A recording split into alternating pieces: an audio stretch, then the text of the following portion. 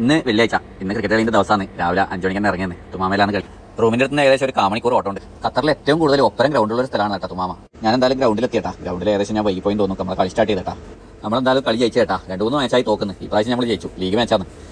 കളിയും കഴിഞ്ഞ് വരുന്ന വയ്ക്കന്നെ ഞാൻ ഉച്ചക്കേക്കുള്ള ഫുഡ് വാങ്ങിച്ചാൽ കുളിച്ച് നേരെ പള്ളിയിലേക്ക്. പള്ളിയും കഴിഞ്ഞ് തിരിച്ചു വരാത്താണ്. നല്ല പുറത്ത് ചൂടുണ്ട്. പിന്നെ വെള്ളിയാഴ്ച ആയതുകൊണ്ട് ഇപ്പോൾ എല്ലാ ഹോട്ടലും ബിരിയാണി മാത്രമേ ഉണ്ടാവും. അന്നേരം നല്ലൊരു ചിക്കൻ ബിരിയാണി വാങ്ങിച്ചിന്. ഇനി അതും കഴിച്ചിട്ട് കുറച്ചൊന്ന് വാങ്ങണം. അതാണ് ഇന്നത്തെ പരിപാടി. അങ്ങനെ വൈകുന്നേരം എണീച്ച് നേരെ പോയെന്നിട്ട് ഒരു വർക്കിന് ബനിഹാച്ചറിലാണ് വർക്ക്. അവിടെ എത്തിയോക്കുമ്പോൾ അതാ കിടക്കുന്നത്. ഗുലുമാൽ പിടിച്ച പണിയാണ്. ടി വി എടുത്ത് ചുമരം ഫിറ്റ് ചെയ്യണം. വയറൊന്നും നാളത്തേക്ക് വന്നിട്ടില്ല. ഇവിടെ ഡിസൈൻ ഒട്ടിക്കാൻ വന്നവർ നല്ല സോക്കറ്റും കാര്യങ്ങളെല്ലാം ഫിറ്റ് ചെയ്തിന്. വയർ അതിൻ്റെ ഉള്ളിലുണ്ട്. അത് എടുത്ത് പുറത്തിട്ടില്ല. എന്താ ചെയ്യുക? ഏകദേശം വയറുണ്ടാകുന്ന സ്ഥലം നോക്കിയിട്ട് ഞാൻ കുത്തിപ്പൊളിച്ച് നോക്കുമ്പോൾ വയർ അതിൻ്റെ ഉള്ളിലുണ്ട്. അത് അതിൻ്റെ ഉള്ളിൽ തന്നെ അവർ കവർ ചെയ്തിന്. ഇനി അതൊന്ന് കട്ടാക്കിയിട്ട് പുറത്തേക്ക് എടുക്കണം. അങ്ങനെ കുറച്ച് വലിയ ഹോൾസെല്ലാക്കി അതാ കിടക്കുന്നത്. മാമ പറയുന്നത് ഈ വയറും കൂടി കൊണ്ടുപോകണം. ഇത് സ്പീക്കറിൻ്റെ വയറാണ്.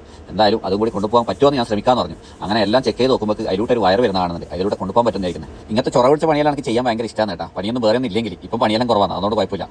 അടുത്തേക്ക് വയറെത്തിക്കണ്ടെങ്കിൽ ഇനി വേറെ വയർ വേണം. അതിന് വേണ്ടിയിട്ട് ഞാൻ അടുത്തുള്ള ഷോപ്പിലേക്ക് പോകാൻ കേട്ടോ. അവിടെ പോയിട്ട് വയറും കുറച്ച് കാര്യങ്ങൾ വാങ്ങിച്ചിട്ട് വരണം. 2 കിലോമീറ്റർ അപ്പുറം പോയ സുഖ ഫുർജാനെത്തി. അവിടെ സാധനം കിട്ടും കേട്ടോ. അങ്ങനെ സാധനം വാങ്ങിച്ച് വീട്ടിലെത്തി. ഞാൻ പിന്നെ അളവൊന്നും എടുക്കാത്തതുകൊണ്ട് ഒരു റോഡ് വയറിനെ വാങ്ങിച്ചു. 90 മീറ്റർ ഉണ്ട്. എന്തായാലും ഇത് മതി കേട്ടോ. ഇതെന്തായാലും ബാക്കി ഉണ്ടാവും. അങ്ങനെ ഞാൻ വയർ പൈപ്പിൻ്റെ ഉള്ളിലോട്ട് ഇട്ട് വലിക്കലാന്ന് കേട്ടോ. ഒറ്റയ്ക്കേ ഉള്ളൂ. അതുകൊണ്ട് കുറച്ച് കഷ്ടപ്പാടാണ്.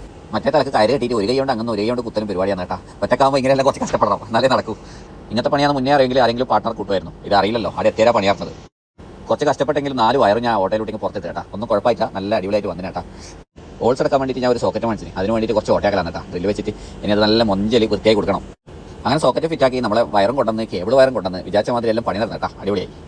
ഇനി ഇവർ ഡിസൈൻ ആക്കിയതിൻ്റെ സെൻറ്ററിൽ നമുക്ക് ടി വി ഫിറ്റ് ചെയ്ത് കൊടുക്കണം. എന്നോട് മാമ പറഞ്ഞ് നിന്റെ ഇഷ്ടത്തിന് നല്ല മുഞ്ചിൽ നീ അങ്ങനെ അടിപൊളിയായിട്ട് വെക്കുന്നത്. എന്തായാലും എൻ്റെ ഇഷ്ടത്തിന് ഞാൻ ടി വി ഫിറ്റ് ചെയ്തിട്ട് ഹൈസെൻസിൻ്റെ 68 ഇഞ്ചിൻ്റെ ടി വിയാണ് കേട്ടോ. അറബികളെ സംബന്ധിച്ചിടത്തോളം ഇത് ചെറിയ ടി വിയാണ്. പിന്നെ ആൻഡ്രോയിഡ് ടി വി ആയതുകൊണ്ട് വലിയ വെയിറ്റും കാര്യങ്ങളൊന്നും ഇല്ലാത്തതുകൊണ്ട് ഒറ്റക്കന്നെ എല്ലാം ചെയ്യാൻ പറ്റും. ഞാൻ ഇതിലാക്കടി വലിയ ടി വി ചെയ്തതാണ്. അങ്ങനെ എൻ്റെ ഇഷ്ടത്തിന് തന്നെ അളവെടുത്ത് ടി വിയുടെ നടുക്ക് ഫിറ്റ് ചെയ്ത് കൊടുക്കലാണ് കേട്ടോ. ഇവിടെ മതിയാവുമെന്ന് വിചാരിക്കുന്നു. ഇനിയിപ്പോൾ അവർക്ക് ഇഷ്ടപ്പെട്ടില്ലെങ്കിൽ മാറ്റി വെച്ച് കൊടുക്കേണ്ടി വരും. അങ്ങനെ ടിവിൻ്റെ കൂടെ ഒരു റിസീവറും ഫിറ്റ് ചെയ്യാൻ പറഞ്ഞു. അങ്ങനെ പുതിയൊരു റിസീവർ വെച്ചോട്ട് അപ്പോൾ അതാ ചായ വന്നിട്ട് കറക്ക് ചായ കേട്ടോ. വെള്ളം കൊടുത്തന്ന് പണിക്കാരൻ. അതിൻ്റെ കൂടെ അപ്പുറം തന്നെയുള്ള നമ്മൾ വയറിട്ട് സ്പീക്കറോടെ സെറ്റ് ചെയ്ത് കൊടുത്തിട്ടാ. അന്നേരം എല്ലാം വർക്കാകുന്നുണ്ട്. അങ്ങനെ ടിവിയും സെറ്റാക്കി സ്പീക്കറും സെറ്റാക്കി എല്ലാം റെഡിയാക്കിട്ടാ. നല്ല മൊഞ്ചാക്കി പണിക്ക് പോയാൽ നല്ല മൊഞ്ചാക്കി വൃത്തിയായി കൊടുക്കുമല്ലോ എന്ന് പറഞ്ഞു കഴിഞ്ഞാൽ എനിക്ക് ഭയങ്കര ഇഷ്ടമുള്ള കാര്യമാണ് കേട്ടോ. അന്നേരം എന്നെ കൊണ്ട് പറ്റുന്ന വിധത്തിൽ ഞാൻ നല്ല അടിപൊളിയായി ചെയ്ത് കൊടുത്തിട്ടാ.